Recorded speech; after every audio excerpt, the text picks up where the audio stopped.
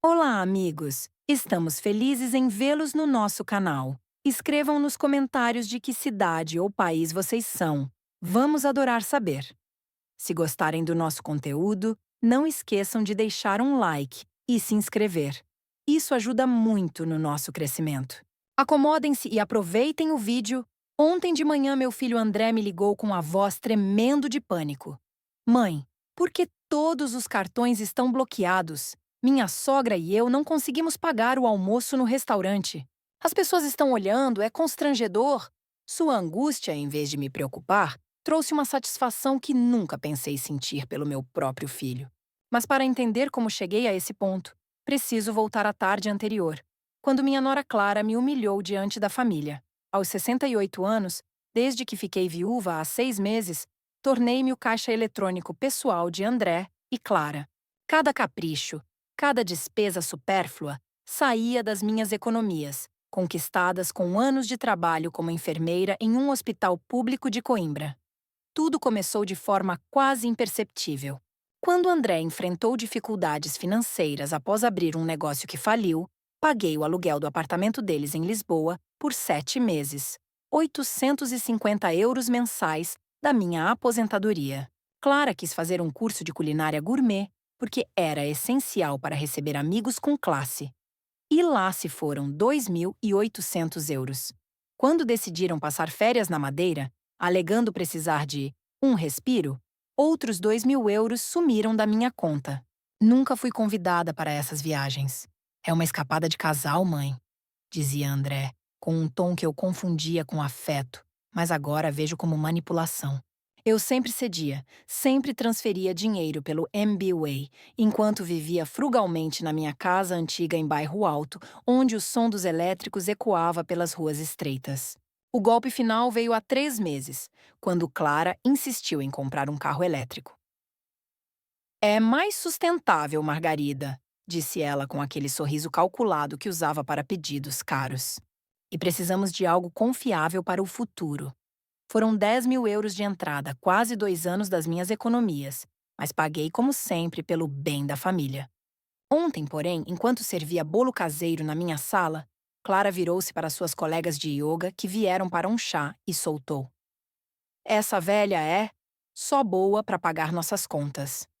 André, em vez de me defender, deu uma risada alta, como se fosse a melhor piada do dia. Fiquei parada, com o prato na mão, sentindo o peso das palavras na minha própria casa. Minhas mãos tremiam, não de tristeza, mas de uma raiva fria que não sabia que podia sentir. Naquele momento, entendi o que negava há anos.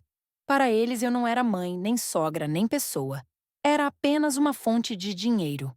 Por 10 anos, fui o porto seguro financeiro deles. Quando André perdeu um contrato importante, paguei 4.000 euros para cobrir dívidas. Clara quis reformar o guarda-roupa para acompanhar as tendências, e foram 2.500 euros do meu cartão. Eles frequentavam restaurantes caros no Cais do Sodré, compravam vinhos de 50 euros a garrafa, enquanto eu reaproveitava sobras e evitava comprar roupas novas. Nunca me incluíam nesses luxos. Você entende, né, mãe? É coisa de gente jovem. E eu, ingenuamente, sempre entendia, sempre pagava, sempre me calava enquanto eles desfilavam uma vida que eu sustentava. Naquela noite, após a humilhação, não dormi. Não por mágoa, mas por uma clareza que ardia como fogo. Às 3 da madrugada, liguei meu velho laptop e comecei a agir como deveria ter feito anos antes. Cancelei os 3 cartões adicionais em meu nome, que eles usavam para compras em lojas como a Parfois ou para pedidos no Glovo. Fechei a conta conjunta, onde depositava 400 euros mensais para emergências, que na verdade eram gastos com jantares, no LX Factory, ou assinaturas de plataformas como Netflix e HBO. Troquei todas as senhas dos meus apps bancários, removi André como beneficiário de transferências automáticas e bloqueei o acesso remoto que ele tinha às minhas contas. Às 6 da manhã, terminei. Sentei-me com um café na varanda, olhando as luzes de Lisboa ao amanhecer. Pela primeira vez em anos, senti alívio. Sabia que logo o telefone tocaria com André desesperado, humilhado, exigindo respostas, e eu estaria pronta. O telefone tocou às 9h45. Eu tomava o segundo café, sentindo o cheiro do pão fresco que assei. O nome de André piscava na tela. Deixei tocar 3 vezes, saboreando o controle que não sentia há décadas. Mãe, o que aconteceu? Nenhum cartão funciona. Estou no restaurante A Cevicheria, com a mãe de Clara. Íamos comemorar o aniversário dela, mas a conta é de 160 euros e não temos como pagar. O garçom está impaciente, as pessoas estão olhando. A ironia era perfeita. Escolheram a cevicheria, um lugar badalado no Príncipe Real, onde eu nunca fui convidada, apesar de ter bancado incontáveis jantares lá. Agora estavam lá, cercados por influencers e turistas, sem poder pagar nenhuma sobremesa. Bom dia, André, respondi com uma calma que me surpreendeu. Os cartões estão bloqueados porque decidi parar de financiar a vida de vocês. O quê? Você tá louca? Estamos em público. A mãe de Clara tá aqui. Como vou explicar que minha mãe me deixou na mão?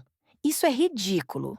O ridículo, filho, foi te ouvir rir ontem quando Clara disse que só sirvo para pagar contas. O ridículo foi perceber que, há 10 anos, sou um banco, não uma mãe. Silêncio do outro lado. Ouvi murmúrios. Clara provavelmente inventando desculpas. A mãe dela comentando algo. O garçom voltando com a conta. Mãe, por favor, não agora. Podemos falar depois, mas preciso que reative os cartões. Só hoje, prometo. Sem mais promessas, André. Há 10 anos ouço as mesmas. Há 10 anos sou a solução fácil. Ontem aprendi. Vocês não me respeitam, não me valorizam, não me amam como eu amei vocês. Isso não é verdade, claro que te amamos. Clara estava brincando, você sabe como ela é? Sei exatamente como ela é. E sei como você é. Por isso tomei essa decisão. Ouvi sua respiração pesada. A cena no restaurante devia estar tensa. Clara mexendo no celular, tentando transferências inúteis. A mãe dela questionando, olhares curiosos dos outros clientes. Mãe, não podemos ficar aqui assim. O que quer que a gente faça? Lavar pratos? Isso é humilhante. Agora você sabe como me sinto há anos. A diferença é que você tem 35 anos e deveria resolver seus problemas sozinho. Você tá doente? Isso não é você, mãe. Nunca foi cruel assim. Cruel? A palavra doeu como um soco. Eu, cruel, depois de anos me sacrificando, trabalhando até os 65 para uma herança digna, passando natais sozinha enquanto viajavam com meu dinheiro. Cruel foi rir de mim ontem. Cruel foi me tratar como invisível, exceto quando precisavam de dinheiro. Cruel foi fazer eu me sentir útil só pela minha conta bancária. Mãe, Clara não quis dizer isso. Ela só. Ela disse exatamente o que pensava, e você concordou. Vocês mostraram meu lugar na vida de vocês. Ouvi vozes mais altas. Clara perguntando algo, a mãe dela falando com um tom irritado, o garçom insistindo. Olha, mãe, entendo que tá magoada, mas isso não resolve nada. Podemos conversar como adultos, mas agora preciso de ajuda. Só mais essa vez. Ri uma risada seca. Sabe quantas só mais essa vez banquei em 10 anos? Não, André. Encontrem outra solução. Vocês têm empregos, amigos, família política. Se virem. Como vou explicar para a mãe de Clara que minha mãe nos abandonou num restaurante? Vão falar disso por aí. Aí estava. Não se preocupava com nossa relação, só com a imagem, a reputação nos stories do Instagram, onde exibiam uma vida que eu pagava. Esse é o seu problema, filho. Há anos me preocupei com sua imagem, conforto, felicidade. Agora é hora de cuidar de mim. Você não pode fazer isso, é minha mãe. Exato. Sou sua mãe, não sua funcionária. Não seu banco, não seu salva-vidas financeiro. Como mãe, devia ter te ensinado a se virar há anos. Silêncio longo. Senti o desespero dele pelo telefone. Provavelmente pensava em quem chamar para sair daquela. Mãe, por favor. Clara tá chorando. A mãe dela tá perguntando que tipo de família somos. O garçom já veio 4 vezes. Tenha piedade. Piedade? Onde estava a piedade de vocês quando eu cortava gastos para bancar os seus? Quando eu ficava sem viagens para pagar os caprichos de vocês? Piedade se conquista, André. E vocês a perderam ontem. Desliguei. Minhas mãos tremiam, mas de adrenalina, de um poder que não sentia há anos. Pela primeira vez, coloquei minhas necessidades em primeiro. Pela primeira vez, disse não. Nos 30 minutos seguintes, o telefone tocou sem parar. André, Clara, um número desconhecido que imaginei ser da mãe dela. Cada chamada rejeitada me dava mais força. Servi outro café e sentei na varanda, ouvindo o barulho distante dos elétricos. A paz era nova, frágil, mas real. Sabia que logo enfrentaria mais consequências, mas estava pronta. Mas a tranquilidade que se instalava foi interrompida abruptamente quando ouvi o ronco familiar do motor do carro de André se aproximando da garagem. O veículo que eu ajudara a financiar, é claro, com prestações mensais que saíam diretamente das minhas reservas. Duas portas bateram com força e passos pesados ecoaram pelo caminho de pedras até a porta da frente. Os golpes começaram de imediato, insistentes e ritmados, como se fossem um tambor anunciando uma batalha. Mãe, abre essa porta! Precisamos conversar agora mesmo. A voz de André soava alterada, misturando desespero com uma ponta de agressividade que eu raramente ouvia nele. Eu sei que estás aí dentro. O teu carro está estacionado. Não me mexi do lugar. Continuei na varanda, invisível da entrada principal, observando as nuvens que se acumulavam sobre o Tejo, prometendo uma chuva fina típica de Lisboa. Era estranho como, naquele momento, os detalhes cotidianos, o voo de uma gaivota, o cheiro distante do oceano, ganhavam uma nitidez quase poética, agora que minha mente não estava mais sobrecarregada com as demandas alheias. Margarida! Swingou Clara, com um tom agudo e imperioso que me lembrava as discussões que ela travava no telefone com fornecedores de eventos sociais. Sabemos que estás aí. Para de agir como uma adolescente birrenta e vem enfrentar isso de frente. Enfrentar. Como se eu fosse a culpada por anos de exploração sutil, como se devesse justificativas, após ter sido reduzida a uma mera facilitadora financeira, em minha própria existência. A ironia da situação me arrancou um sorriso amargo. Os golpes se intensificaram, passando de punhos cerrados para chutes leves, fazendo a porta de madeira velha ranger em protesto. A mesma porta que meu marido, falecido há pouco, havia reforçado com carinho anos atrás, prevendo invernos rigorosos. Isso é absurdo. Swing! Berrou Clara, a voz ecoando pelo bairro quieto. Você nos fez passar por indigentes na frente de todo mundo. Minha mãe teve que tirar dinheiro da bolsa para pagar o almoço. Uma senhora de 75 anos, salvando a situação porque a sogra dela resolveu pirraçar. Ah, então fora assim que escaparam da humilhação total.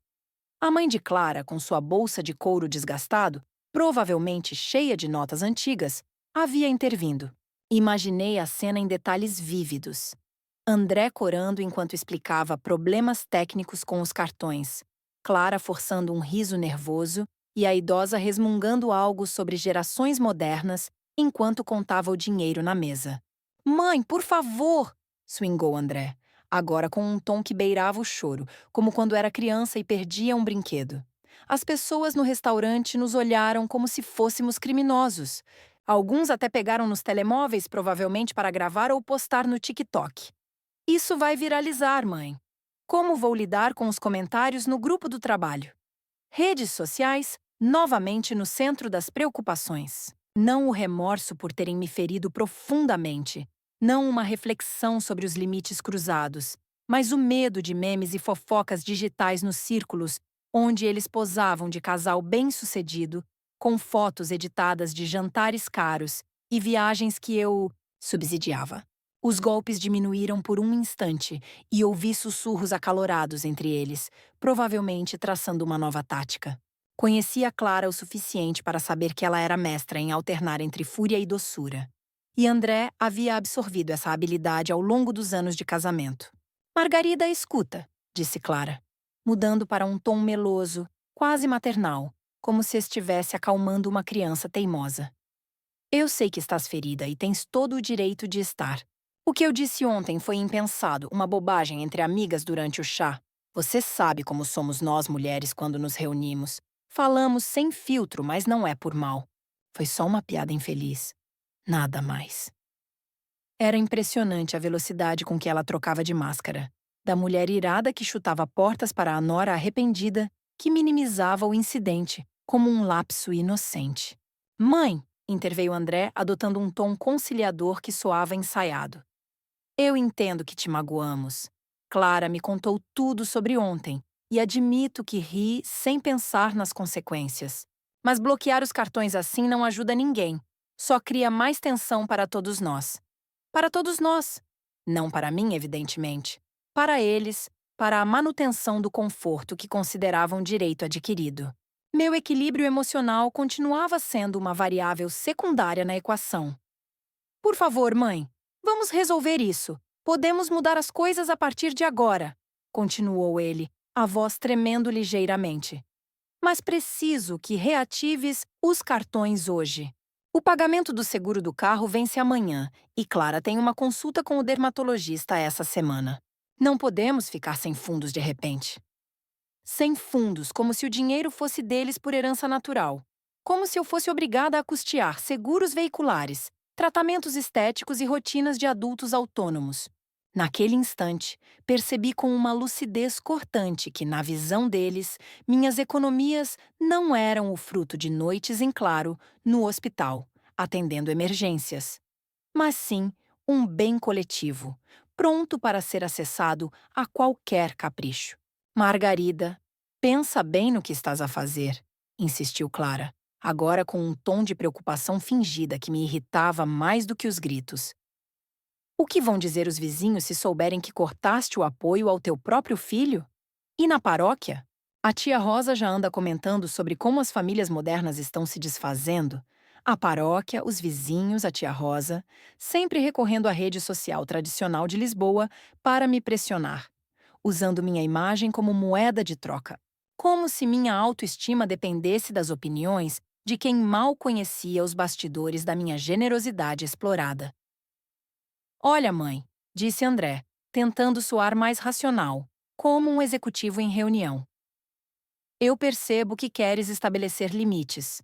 Podemos discutir um plano financeiro familiar, talvez até um acordo escrito sobre como gerir melhor os gastos. Mas isso que fizeste é puro chantagem emocional. Chantagem emocional.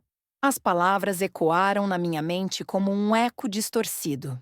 Eu, chantageando, após anos de ser manipulada por apelos de culpa materna, por promessas vazias de é só dessa vez? Por olhares de decepção quando hesitava em abrir a carteira? A hipocrisia era tão palpável que quase ri alto. Os golpes recomeçaram, mas agora mais espaçados, como se a energia deles estivesse se esvaindo. Ouvi-os circulando pela lateral da casa, tentando espiar pelas janelas entreabertas. Margarida! Chamou Clara da janela da cozinha. Vimos o movimento das cortinas. Para de te esconder como uma covarde e enfrenta-nos. Covarde? Aí surgia a Clara autêntica, a que emergia quando as táticas suaves falhavam, a mesma que me rotulara de velha útil no dia anterior, transformando minha bondade em piada de salão. Levantei-me devagar e caminhei até a janela em questão. Puxei a cortina apenas o suficiente para que nossos olhares se cruzassem através do vidro embaçado pela umidade. A expressão dela vacilou, de raiva para surpresa, depois para um sorriso forçado que não chegava aos olhos. Finalmente, vem abrir a porta, vamos dialogar como uma família normal. Mantive o contato visual por segundos que pareceram eternos, sentindo uma serenidade que me ancorava. Então, com deliberação, fechei a cortina novamente, ouvindo o grito de frustração dela ecoar. Mais golpes na janela seguiram, mas ignorei, voltando à varanda. O telemóvel começou a vibrar incessantemente, mas coloquei-o no modo silencioso. Pela primeira vez em décadas, minha casa era um santuário inviolado. Os protestos continuaram por mais de 40 minutos, diminuindo gradualmente em intensidade. Da varanda, captei fragmentos das discussões deles. Clara sugerindo chamar um serralheiro para forçar a entrada. André contrapondo que isso poderia resultar em queixa, na polícia por invasão. Mesmo no auge do desespero, hesitavam em cruzar linhas legais que pudessem manchar ainda mais sua reputação. Finalmente, ouvi as portas do carro se fechando com estrondo e o motor se afastando, deixando um silêncio abençoado. Mas eu sabia que o confronto estava longe de acabar. Clara era persistente como uma tempestade atlântica e provavelmente já tramava o próximo movimento, algo mais sofisticado e emocionalmente carregado. Não demorou. Por volta das 14 horas, o telemóvel fixo começou a tocar com números que não reconhecia. A primeira chamada foi da mãe de Clara, Dona Helena, com uma voz polida, mas condescendente, como se falasse com uma idosa confusa. Margarida, minha querida, acho que houve um equívoco grave. Clara me relatou tudo, e estou certa de que podemos esclarecer isso de forma civilizada, como pessoas maduras. Desliguei sem uma palavra, sentindo um nojo sutil pela falsidade. Em seguida veio minha cunhada Lourdes, que morava em Sintra e devia ter recebido uma versão altamente editada dos fatos. Margarida, o André ligou-me aflito. Diz que estás a agir de modo estranho, que os deixaste encalhados no restaurante. Estás bem de saúde? Talvez devesses consultar o médico de família. Estou ótima, Lourdes. Na verdade, nunca me senti tão lúcida, respondi mantendo a voz firme. Mas não compreendo. O André menciona que cancelaste os cartões sem aviso. Isso não é do teu feitio. Sempre foste tão dadivosa com a família. Talvez tenha sido dadivosa demais por tempo demais. Mas eles são sangue do teu sangue. A Clara diz que é castigo por uma brincadeira boba. Com certeza podem sentar-se e resolver com diálogo. Brincadeira boba. Admirável como Clara reescrevera o roteiro em poucas horas, transformando uma ofensa deliberada em um mal-entendido leve, culpa da minha suposta sensibilidade excessiva. Lourdes, alguma vez te sentiste como um multibanco para os teus filhos? O quê? Por que perguntas isso? Porque é precisamente o que sou para o André e a Clara. Ontem, finalmente abri os olhos.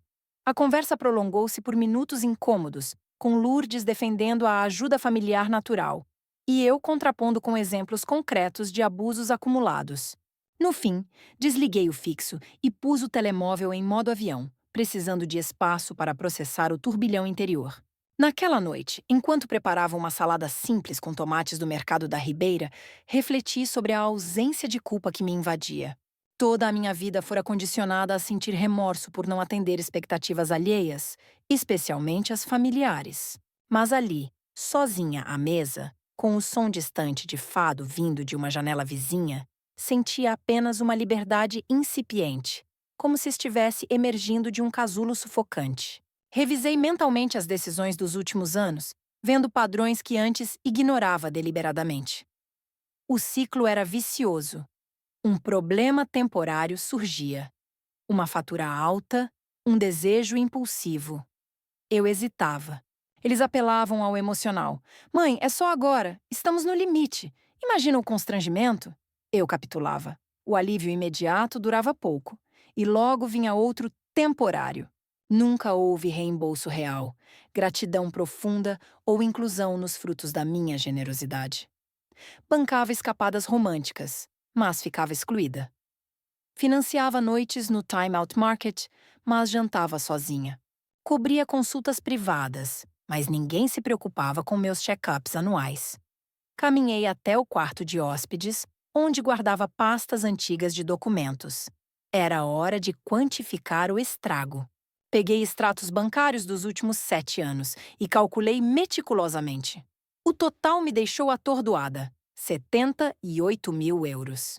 Equivalente a mais de metade da minha aposentadoria acumulada, valor que muitos em Portugal mal sonham ganhar em 4 anos de salário mínimo. Mas o que doía mais não era o montante, e sim o retorno. Desdém velado, indiferença e a sensação de ser uma ferramenta descartável. Enquanto folheava, descobri débitos recorrentes que me enfureceram. Assinaturas de apps de fitness exclusivos, entregas semanais de vinhos orgânicos, até doações mensais para causas ambientais que Clara defendia nas redes. Tudo saindo automaticamente. da minha conta para sustentar estilos de vida que eu nunca provava. Naquela noite, tomei outra resolução firme.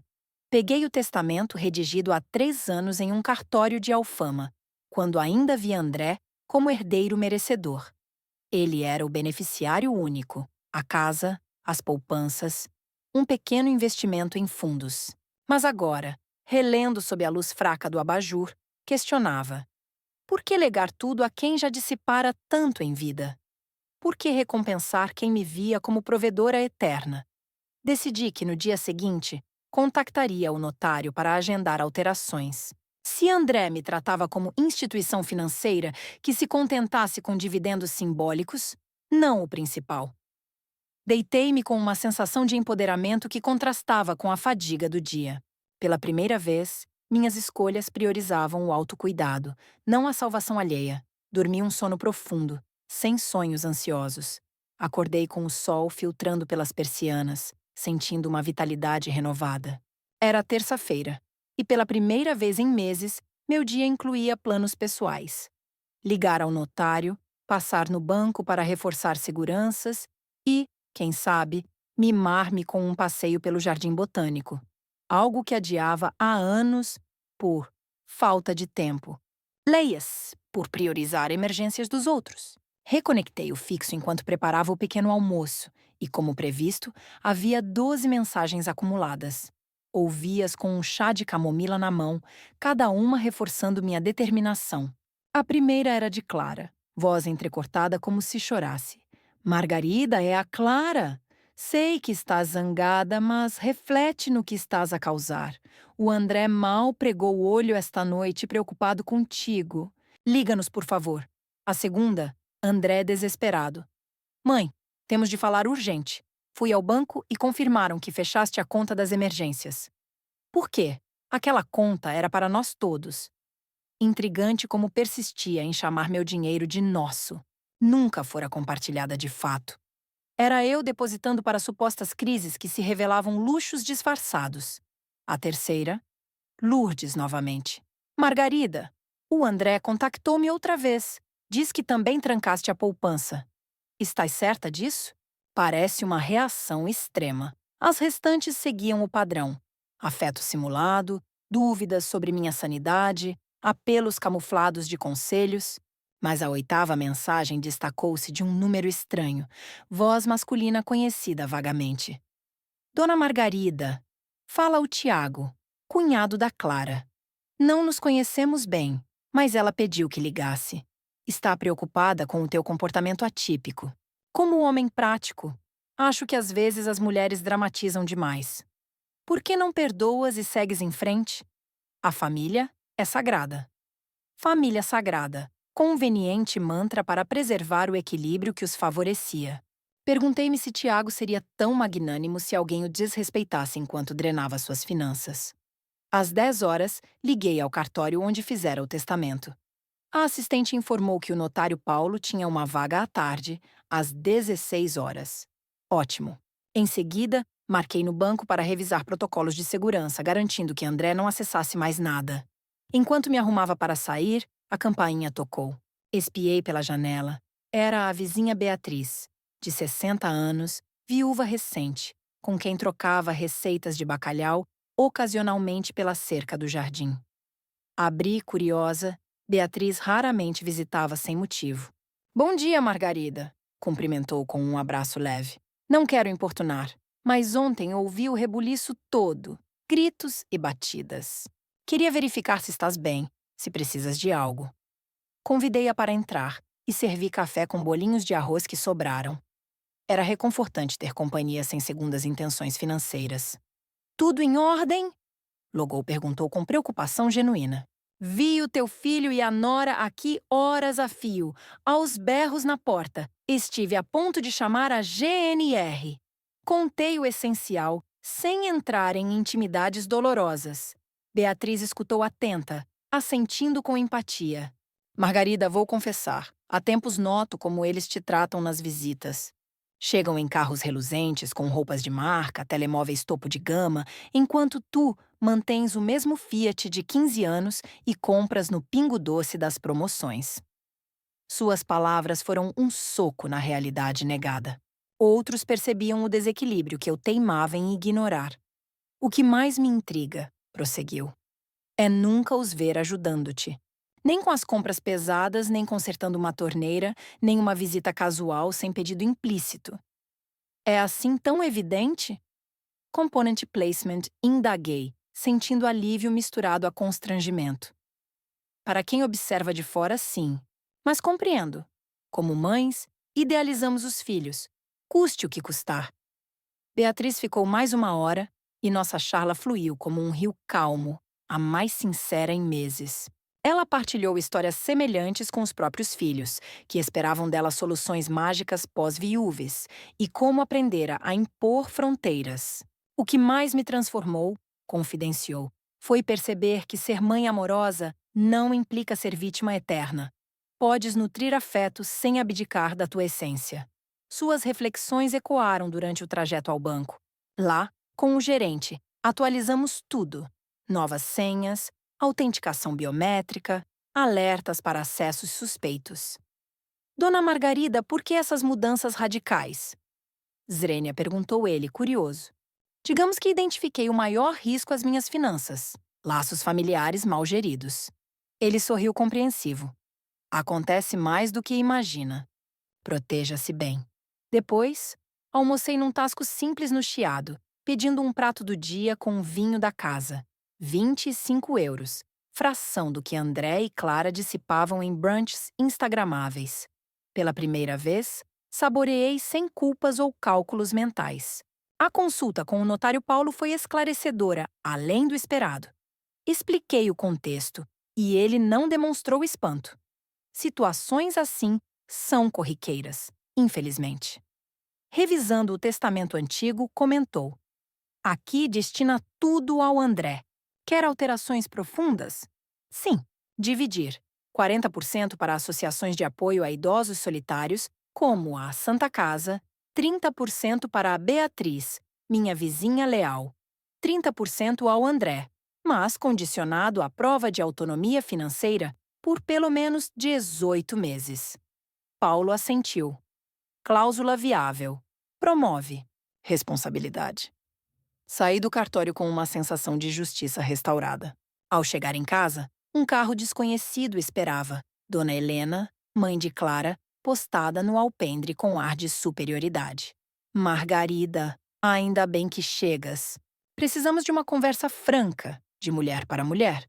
Deixei-a entrar por mera curiosidade mórbida. Olha, minha querida, iniciou, sentando-se como em audiência real. Sei do mal-entendido ontem. A Clara contou, e creio que estão a amplificar uma tolice. Amplificar? Sim, um comentário solto, mal interpretado, e agora medidas extremas como cancelar cartões. Parece desproporcional para uma gracejo entre amigas. Gracejo. A narrativa evoluíra para culpar minha falta de humor. Dona Helena, você fornece cartões ilimitados a Clara? Não, mas paga as férias dela enquanto fica sozinha? Ela remexeu-se. Cada família é única. Exato. E escolhi redefinir a minha. Ela tentou várias abordagens. Culpa. Pensa no sofrimento do André. Medo. Vais isolar-te na velhice. Vergonha. O que dirão na sociedade? Ameaças sutis. A Clara conhece gente nos serviços sociais. Por fim, direta. Eles pensam em vias legais para te declarar incompetente financeiramente. A ameaça nua me gelou, mas respondi. Sugiro consulta em um bom advogado. O meu confirma que proteger-se de abusos é sinal de sanidade. Ela recuou e escortei-a à porta. Não há guerra, disse ao despedir-me. Apenas uma mulher reconquistando sua soberania. Naquela noite contactei Paulo sobre a ameaça. Ele acalmou. Exige provas médicas robustas. Documente tudo. Senti um frêmito de apreensão, mas mais forte era a resolução. A intimidação de Dona Helena me manteve vigilante, transformando o medo em combustível para ações preventivas. No dia seguinte, marquei uma avaliação psicológica em uma clínica privada no Restelo. A psicóloga, doutora Sofia, ouviu minha narrativa e, após testes, concluiu. Mostra clareza mental admirável. Estabelecer limites é saúde, não loucura. Com o relatório em mãos, sentia-me armada contra investidas futuras. Beatriz, ao saber pela cerca, indignou-se. Absurdo, mas precisas de distração. Que tal um fim de semana em Óbidos? Meu sobrinho tem uma pousada lá. A ideia iluminou-me. Há quanto tempo não viajava por puro deleite? Aceitei e reservamos. 200 euros por 2 dias. Uma barganha comparada aos milhares em escapadas de André. Quinta-feira, enquanto empacava, a campainha soou. André sozinho, abatido, com olheiras e barba por fazer. Mãe, por favor, só nós dois. Deixei entrar cautelosa. Estou no limite. O seguro vence amanhã, sem dinheiro. Quanto? 220 euros. Teu salário mensal? 2,40. Então, por que não pagas? Ele hesitou. Gastos acumulam. Como restaurantes, apps de entrega. Silêncio. Mãe, viver é caro. Especialmente acima dos meios. Perguntei se já fizera orçamento real. Negou. Então, começa aí. Ele chorou, admitindo nunca ter considerado meu fardo. Quero mudar. Prova com ações. Ele partiu pensativo, e eu senti um vislumbre de esperança genuína. Ao fechar a porta após a saída de André, senti o peso do silêncio se instalar na casa. Mas era um silêncio diferente. Não o vazio opressivo dos anos em que me anulava, mas um espaço que respirava possibilidade.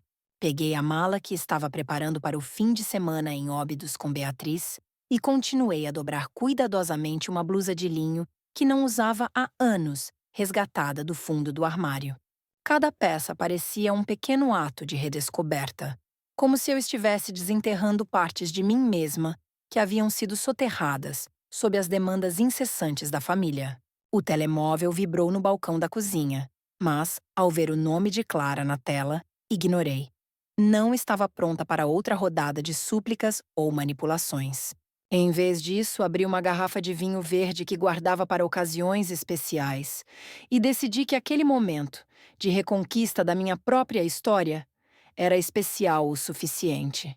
Enquanto o sol se punha, tingindo o céu de Lisboa com tons de laranja e roxo, sentei-me na varanda com a taça na mão, deixando o aroma fresco do vinho misturar-se com a brisa salgada do Tejo. Pensei na conversa com André, na fragilidade que vi em seus olhos, algo que não testemunhava desde que ele era adolescente e confessava pequenos medos antes de dormir. Será que ele realmente estava começando a enxergar o impacto de suas ações? Ou seria mais uma tentativa de suavizar o terreno para recuperar o acesso às minhas finanças?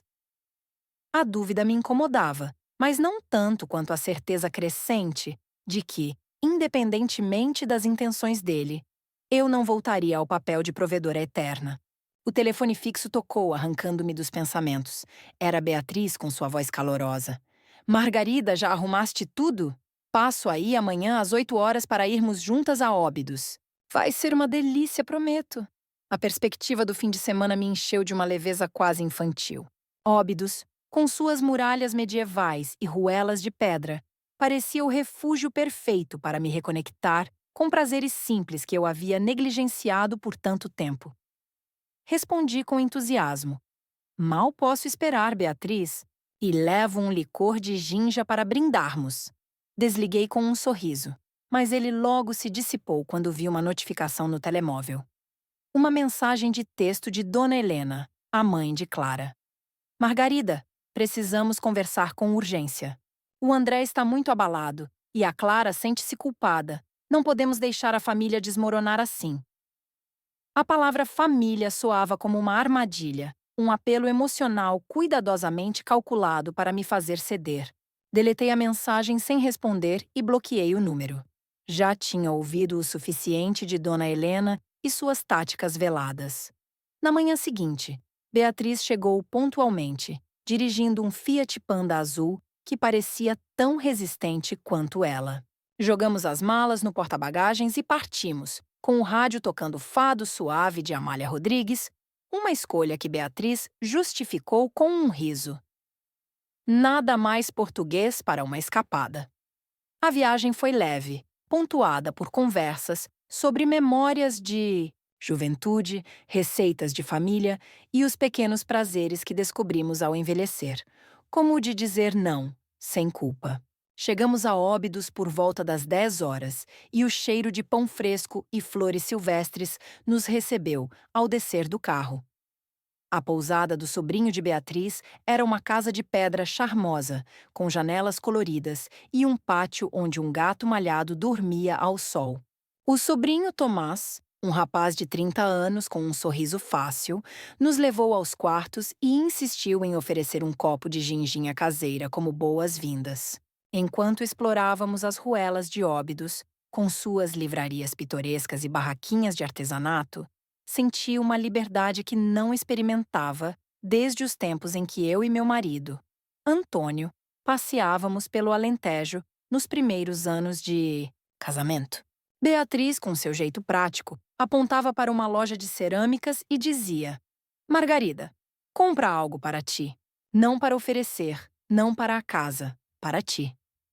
Acabei cedendo e escolhi um prato pintado à mão com motivos de azulejos tradicionais, um capricho de 15 euros que, em outros tempos, eu teria considerado desnecessário.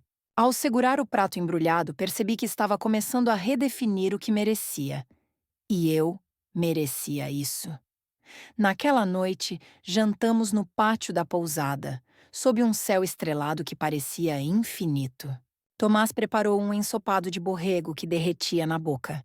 E Beatriz e eu rimos como adolescentes enquanto compartilhávamos histórias de amores antigos e sonhos esquecidos. Pela primeira vez em anos, não me preocupei com o que André ou Clara poderiam estar enfrentando. Não chequei o telemóvel, não calculei gastos, não me perguntei se alguém precisava de mim. Estava presente, inteiramente, para mim mesma. Mas a realidade não tarda de alcançar-nos, e na manhã de sábado, enquanto tomávamos café com torradas e compota caseira, Tomás apareceu com uma expressão preocupada. Tia Beatriz, Dona Margarida, um homem esteve aqui há pouco perguntando por vocês. Disse que era familiar, mas não quis deixar nome. Parecia insistente. Meu estômago revirou. Só podia ser André. Ou talvez alguém enviado por Clara, como o cunhado Tiago, tentando rastrear-me para mais uma rodada de pressão. O que disseste a ele? Zrenia, perguntei, tentando manter a voz firme. Nada, respondeu Tomás, franzindo o senho. Disse que não podia confirmar hóspedes sem autorização.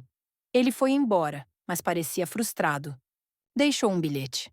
Tomás entregou-me um pedaço de papel dobrado e reconheci imediatamente a caligrafia apressada de André. Mãe, sei que estás em Óbidos. Precisamos conversar. Não é justo fugires assim. Liga-me. A palavra fugires me irritou profundamente. Eu não estava a fugir. Estava a viver, talvez pela primeira vez em décadas, sem o peso de ser o pilar financeiro de outros. Beatriz leu o bilhete por cima do meu ombro e bufou. Fugir?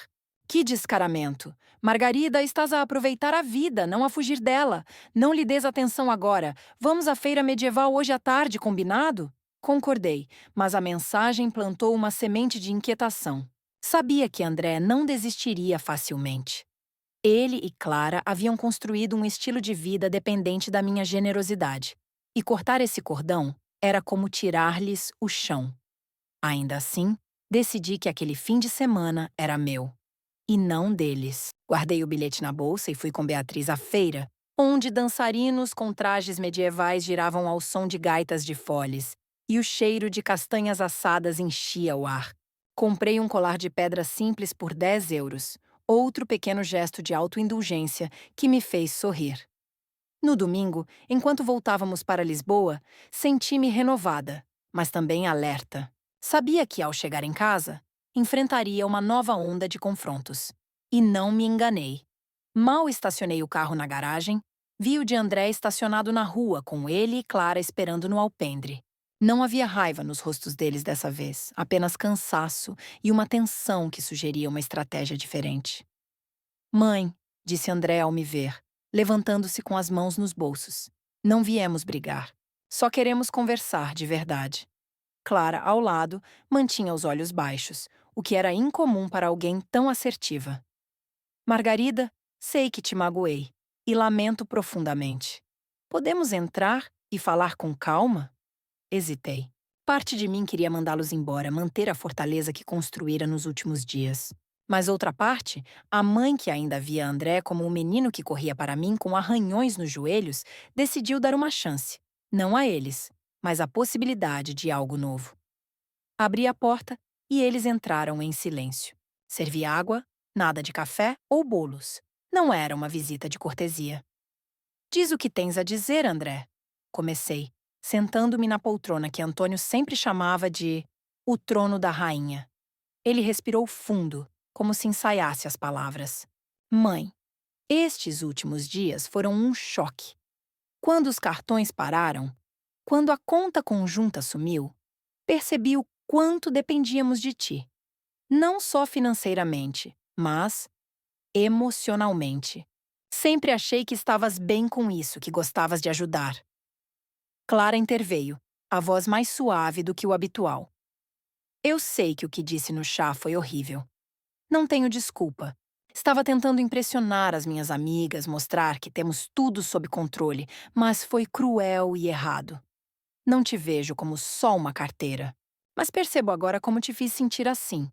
Olhei para ela procurando sinais de manipulação, mas seus olhos pareciam genuínos. Ou pelo menos, tão genuínos quanto Clara conseguia ser. E o que mudou? Zrenia perguntei, cruzando os braços. Por que deveria acreditar que isso não é só mais uma tentativa de me amolecer para reabrir as contas? André respondeu, hesitante. Porque estamos a tentar mudar. Ontem sentamo-nos e fizemos algo que nunca fizemos. Um orçamento real só com os nossos salários. Descobrimos que gastamos 2.200 euros por mês, mas ganhamos só 1.800 juntos. A diferença... Eras tu, mãe. Sempre tu. A admissão me pegou desprevenida. Era a primeira vez que ouvia André reconhecer a matemática cruel da dependência deles. E agora? Zrenia perguntei. Vamos mudar para um apartamento mais pequeno, disse Clara. Já encontramos um em Alcântara, por 700 euros. E cancelei a assinatura do ginásio caro e do clube de vinhos. Foi humilhante, mas necessário. Pela primeira vez senti um fio de respeito por Clara. Não era a redenção total, mas era um começo. E tu, André? O que estás a fazer além de promessas? Ele baixou a cabeça. Consegui um segundo trabalho, freelancer, a fazer traduções técnicas à noite. Não é muito, mas dá uns 300 euros extras por mês. E vou vender o carro. Não precisamos de um elétrico tão caro. Fiquei em silêncio, processando. Era mais do que esperava, mas ainda não suficiente para apagar uma década de abusos. Isso é um passo, disse por fim. Mas reconstruir confiança leva tempo. Não espero palavras, espero ações. E não vou reabrir nada até ver consistência. Eles assentiram quase em uníssono e saíram sem insistir mais. Ao fechar a porta, senti uma mistura de alívio e cautela. Não sabia se estavam realmente mudando ou apenas ajustando táticas para recuperar o que perderam. Mas, pela primeira vez, senti que o poder estava nas minhas mãos. Não o poder de punir, mas de escolher quem eu queria ser. Naquela noite, enquanto arrumava o prato de óbidos na prateleira, decidi ligar ao notário na segunda-feira para discutir um testamento condicional.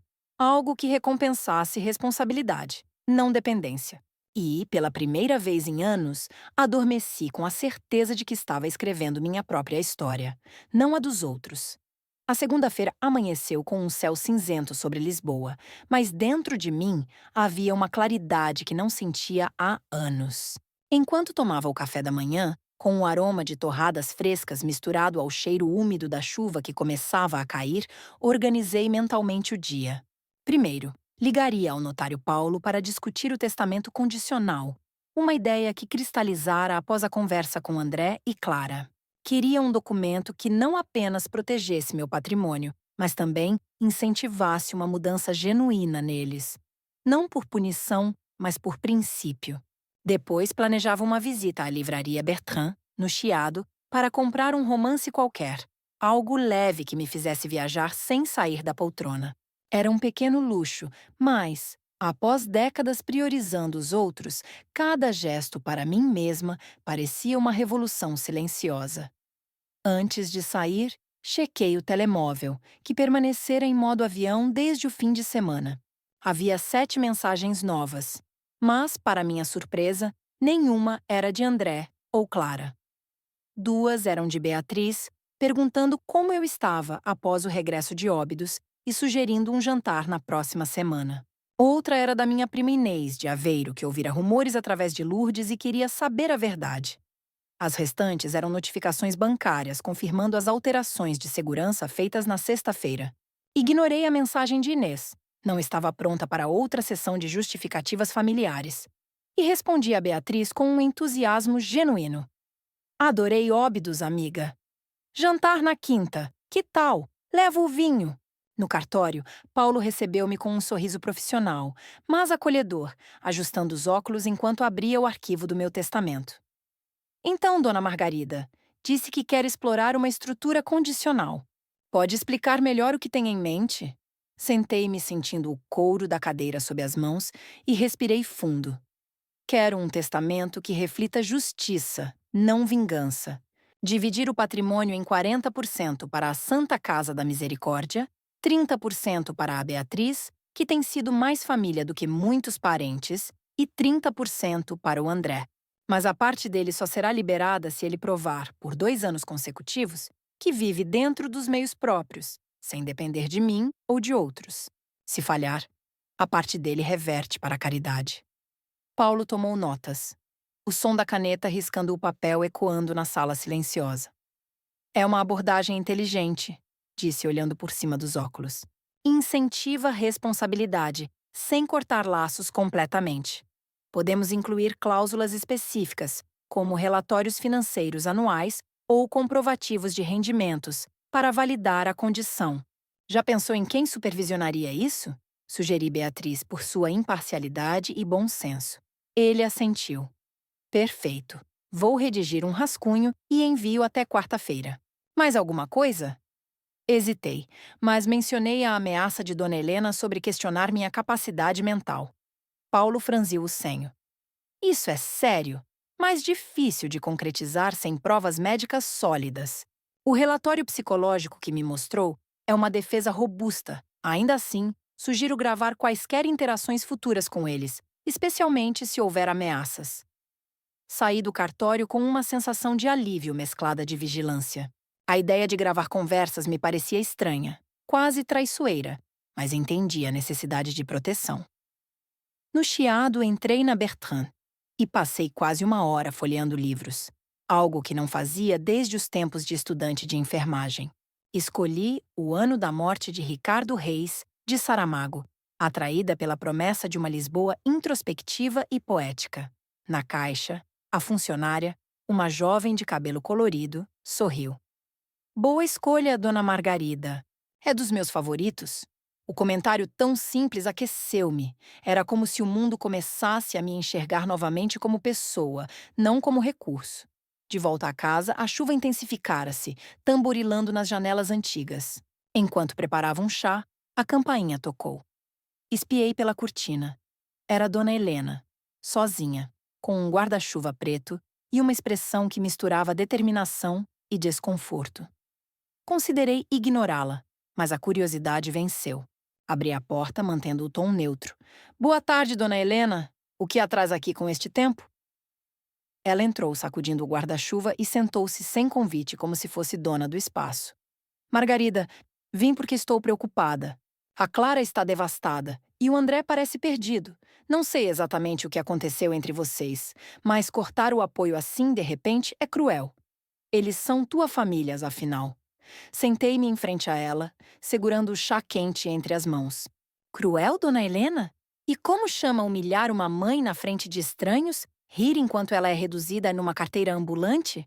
Ela piscou, surpresa com a firmeza na minha voz. A Clara me disse que foi uma brincadeira mal entendida. Você sabe como os jovens são impulsivos. Mas bloquear cartões, fechar contas, isso é punição, não solução. Não é punição, é sobrevivência. Durante 10 anos, dei tudo o que podia. E mais do que podia. Eles nunca perguntaram como eu me sentia. Nunca me incluíram nos prazeres que financiei. Ontem decidi que meu valor não é medido pelo saldo bancário. Dona Helena mudou de tática, inclinando-se para a frente com um olhar maternal. Margarida, pensa no futuro. Queres mesmo passar os teus últimos anos brigada com teu filho? A solidão na velhice é dura, sabes? A menção à solidão foi um golpe baixo, mas eu estava preparada. Prefiro a solidão com dignidade do que uma companhia que só me procura pelo que posso oferecer. Ela abriu a boca para responder, mas hesitou, talvez percebendo que suas estratégias habituais não estavam funcionando. Olha, Margarida, vou ser honesta. A Clara mencionou consultar um advogado. Não é o que queremos, mas se continuares assim, podem considerar medidas para proteger os interesses da família. Talvez uma avaliação da tua capacidade de gerir finanças. A ameaça, agora explícita, fez meu sangue ferver, mas mantive a compostura. Dona Helena, já consultei o meu advogado. Ele assegura que proteger meu patrimônio de abusos é prova de sanidade, não o contrário. E tenho um relatório psicológico que confirma isso. Sugiro que a Clara pense bem antes de seguir esse caminho. Ela recuou visivelmente, os olhos arregalados. Não era uma ameaça, Margarida, apenas uma preocupação. Pareceu uma ameaça. E agora, se me dá licença, tenho planos para o resto do dia. Levantei-me indicando a porta. Ela saiu em silêncio, o guarda-chuva pingando no chão do alpendre. Após a partida dela, sentei-me na sala, o coração acelerado, mas não de medo. Era indignação misturada com uma determinação feroz. A audácia de sugerir que eu era incapaz por proteger o que era meu me fez perceber o quão longe estavam dispostos a ir. Liguei para Beatriz e contei o encontro. Ela riu com desdém. Que descaramento! Margarida, estás a fazer história? Já pensaste em viajar mais? Que tal um retiro no Douro? Há um em outubro com provas de vinho e caminhadas. Seria perfeito para ti. A ideia acendeu uma fagulha. O Douro, com suas vinhas douradas e rios serpenteantes, parecia um sonho distante que eu nunca me permitira. Manda-me os detalhes, Beatriz. Estou dentro. Naquela noite, enquanto lia Saramago à luz do candeeiro, o telemóvel vibrou com uma mensagem de André. Mãe, vendi o carro hoje, consegui pagar o seguro e sobrou um pouco para o aluguel do novo apartamento. Quero que saibas que estou a tentar. A mensagem era curta, mas carregava um peso diferente. Não havia pedidos, apenas uma atualização. Respondi com cautela. Fico feliz por estares a tentar, André. Continua assim. Não era confiança plena, mas um reconhecimento do esforço. Adormeci com o livro no colo, sonhando com vinhedos e a promessa de dias que pertenciam só a mim. Na manhã seguinte, a chuva dera lugar a um sol tímido. Decidi caminhar até o mercado da Ribeira, algo que não fazia há meses. O bulício das bancas, com peixes reluzentes e cestos de legumes frescos, trouxe-me uma alegria simples. Comprei um ramo de manjericão e um queijo da Serra da Estrela. Prazeres pequenos que antes eu teria considerado extravagantes. No caminho de volta, recebi uma chamada de Inês, a prima de Aveiro. Margarida, o que estás a acontecer? A Lourdes diz que estás a cortar o André da tua vida. Isso é verdade? Suspirei, mas decidi ser direta. Não estou a cortá-lo, Inês. Estou a cortar a dependência dele. Há 10 anos que sustento a vida dele e da Clara, e recebo desrespeito em troca. Chega. Inês ficou em silêncio por um momento. Eu não sabia que era assim. Pensei que ajudavas porque querias. Eu queria, Inês. Mas querer ajudar não significa ser usada. Eles precisam aprender a viver sozinhos. Ela hesitou, mas acabou concordando. Talvez tenhas razão. Mas tem cuidado, Margarida. A Clara tem falado com a família toda, dizendo que estás a agir por raiva. Até mencionou algo sobre serviços sociais. A repetição da ameaça de Dona Helena confirmou minhas suspeitas. Era uma campanha orquestrada. Obrigada pelo aviso, Inês, mas estou preparada.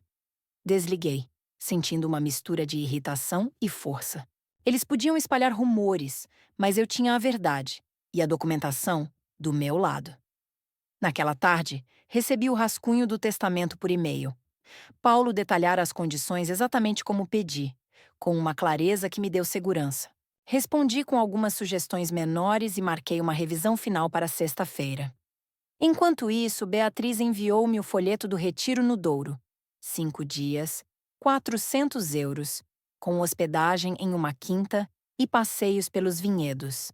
Reservei na hora, sentindo uma excitação que lembrava meus 20 anos, quando planejava escapadas com Antônio sem preocupações financeiras alheias. O resto da semana passou em uma calma relativa, com pequenas vitórias. Cozinhei uma cataplana de marisco para mim mesma, algo que sempre reservava para ocasiões familiares, e comecei a escrever um diário, registrando não apenas os acontecimentos, mas também meus sentimentos, algo que nunca me permitira fazer. Na quinta-feira, durante o jantar com Beatriz em um restaurante modesto na Graça, ela levantou um copo de tinto e brindou. A Margarida que está renascendo. Ri, mas senti a verdade nas palavras dela.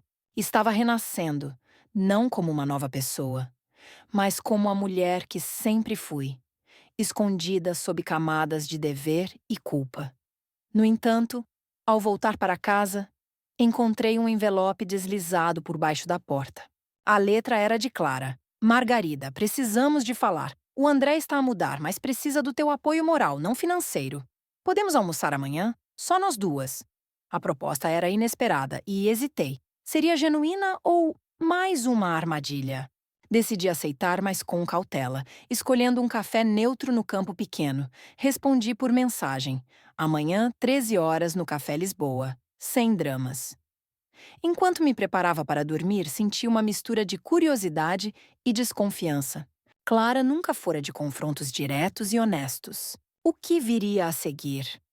Na manhã de sexta-feira, o sol filtrava-se pelas persianas entreabertas, projetando listras douradas no chão de madeira rangente da minha sala, enquanto eu preparava um café forte, o aroma amargo misturando-se ao cheiro de terra molhada da chuva noturna que ainda pingava das calhas. O envelope de Clara jazia sobre a mesa. Uma presença intrusiva que eu decidira ignorar até o último momento. Mas agora, com a hora marcada se aproximando, sentia uma curiosidade mista à ansiedade, como se estivesse prestes a entrar em um jogo cujas regras só ela conhecia. Vestir-me foi um ato deliberado. Optei por um vestido simples de algodão azul, que Antônio sempre elogiava por realçar meus olhos, e um colar de prata que comprara em Óbidos, símbolos da mulher que eu estava me tornando, não da sogra complacente que eles esperavam. Saí de casa com um relatório psicológico na bolsa, um talismã contra possíveis armadilhas e caminhei até o campo pequeno, onde o bulício do trânsito e o cheiro de pastelarias recém-abertas me ancoravam à realidade cotidiana de Lisboa. Cheguei ao Café Lisboa 5 minutos antes, escolhendo uma mesa ao fundo, perto de uma janela que dava para o vai-vem de pedestres apressados. Clara apareceu pontual, vestida de forma atipicamente discreta. Calças pretas e uma blusa branca, sem as joias chamativas, ou o perfume forte que costumava usar para impor presença. Sentou-se com um aceno tímido, pedindo um galão e um pastel de nata, gestos que pareciam calculados para criar uma atmosfera de normalidade. Obrigada por vires, Margarida, começou ela, a voz baixa, quase sussurrada, como se temesse que as paredes ouvissem. Sei que não mereço o teu